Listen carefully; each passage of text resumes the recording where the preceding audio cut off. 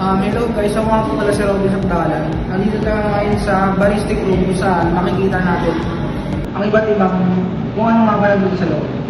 Tignan po natin.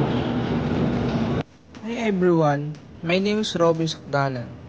I'm really excited to try this laboratory because it's not just about reading books or listening to lectures, but actually applying what we learn in real hands-on setting.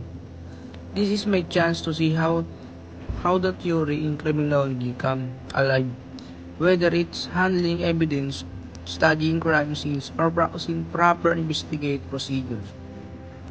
What excited the most I get to experience what this feels like to be in the shoes of an investigator.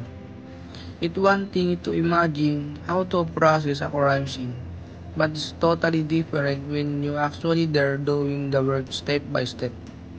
This kind of exposure makes learning more meaningful because I know these are the exact thing I need in my future career.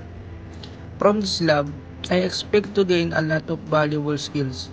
Technically, I want to learn proper evidence collection and prevention, fingerprint lifting, crime scene sketching, and accurate documentation. These are the core tasks in investigation work, and getting them right is very important.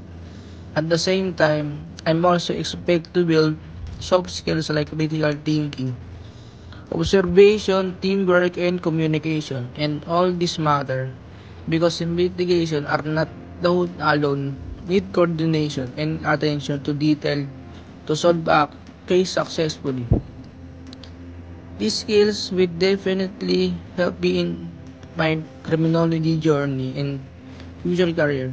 As someone who aspires to work in law enforcement, I need to be disciplined, precise, and professional.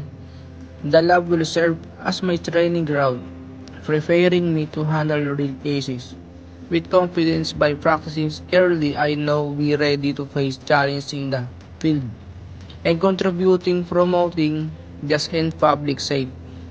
That's why I'm really looking forward to this laboratory, not just as requirement, but as an opportunity to grow and prepare myself for my career as criminologist.